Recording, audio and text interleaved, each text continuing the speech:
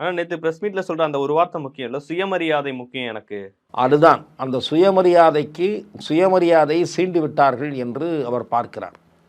நேரம் கிடைக்காதது மட்டுமல்ல, பட்ட காயத்தின் மீது உப்பை கொட்டுவதைப் போல திரு நயினார் நாகேந்திரன் அவர்கள் காயம் கீறி ரணமாக ரத்தம் ஒழுகுகிற போது அதற்கு மருந்து பூசுவதை விட அதை மேலும் வலியை அதிகமாக்குவதைப் போல நேரம் கிடைக்காத அதிருப்தியில் இருந்த திரு ஓபிஎஸ் அவர்கள் மனவேதனையோடு இருந்த நேரத்தில் திரு நயினார் நாகேந்திரன் அவர்கள் ஒரு பேட்டியில் என்னிடத்தில் கூட சொல்லியிருந்தால் நேரம் வாங்கி கொடுத்திருப்பேன் என்று பேசியது என்பது பொறுப்பற்றத்தனம். இதுல என்ன சார் பொறுப்பு இல்லை? என்கிட்ட சொல்லியிருந்தா பேச வச்சிருப்பேன், டைம் வாங்கி கொடுத்திருப்பேங்கிறது வந்து ஓபிஎஸ் மேல இருக்கக்கூடிய ஒரு அக்கறையில ஒரு முன்னாள் முதலமைச்சராக இருந்தவரை பற்றி நீங்கள் பொதுவெளியில் இப்படி ஒரு விமர்சனம் வைப்பீர்களா? நான் சொல்லக்கூடாது என்று கருதுகிறேன். எனக்கு கிடைத்த தகவல் திரு ஓபிஎஸ் அவர்கள் திரு நயினார் நாகேந்திரனிடம் இது பற்றி பேசுவதற்கு 2-3 முறை முயற்சித்திருக்கிறார். அவருக்கு செய்தி அனுப்பியிருக்கிறார். இதை திரு ஓபிஎஸ் அவர்கள் நாகரிகம் கருதி பொதுவெளியிலே வெளிப்படுத்தவில்லை. ஆகவே திரு நயினார் நாகேந்திரன் அவர்கள் செய்ததை நான் ஏற்றுக்கொள்ளவில்லை. ஏனென்றால் நீங்கள் பேசுவது ஒரு பொறுப்பான பதவியில் இருந்தவரை பற்றி.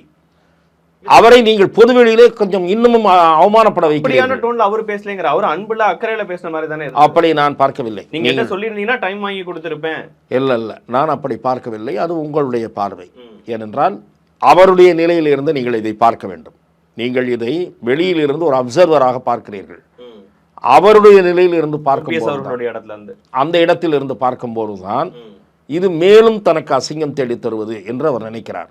பிரதம அமைச்சருக்கு கடிதம் எழுதுகிறார். அந்த கடிதத்தை திரு நயினார் நாகேந்திரன் படிக்கவில்லையா? ஆக அவர் நினைத்திருந்தால் அவர் சொல்ல முடியாதா? பொது வெளியிலே அந்த கடிதம் வந்தது. அது ஏன் வந்தது என்பது தனி கதை, தனி விவகாரம். அது அப்படி வந்தது சரியா என்பது அது விவாதத்துக்குரியது. ஆனால் திரு ஓபிஎஸ் அவர்களுக்கு நேரம் பெற்றுத்தர எனக்கு தெரிந்து 2-3 பேர் முயற்சி எடுத்தார்கள். அந்த முயற்சிகள் கைகூடவில்லை.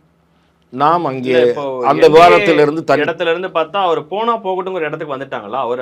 அவருக்கு அப்படி அல்ல, அலட்சியமாக கருதி விட்டார்கள். திரு ஓபிஎஸ் எப்போது வேண்டுமானாலும் நாம் சொன்னால் கேட்டுக்கொள்வார், அவர் காத்திருப்பார், அவரை நாம் கடைசி நேரத்தில் பேசிக்கொள்ளலாம், டீல் செய்து கொள்ளலாம் என்று நினைத்தார்கள். ஆனால் திரு ஓபிஎஸ்ஐ சேர்ந்தவர்கள் என்ன சொல்லி இருக்கிறார்கள் என்றால், எடப்பாடி பழனிசாமியுடன் கூட்டு சேர்வதற்காக பாரதிய ஜனதா கட்சி அண்ணாமலை அவர்களை கை கழுவியதைப் போல கடைசி நேரத்தில் உங்களை கை கழுவ மாட்டார்கள் என்பது என்ன நிச்சயம் என்று அவரிடம் கேட்டிருக்கிறார். நியாயமான கேள்வி தானே அது. அந்த கேள்வி அவரை சிந்திக்க தூண்டி இருக்கலாம். நான் கேள்விப்படுவது இவை தூண்டி இருக்கலாம்.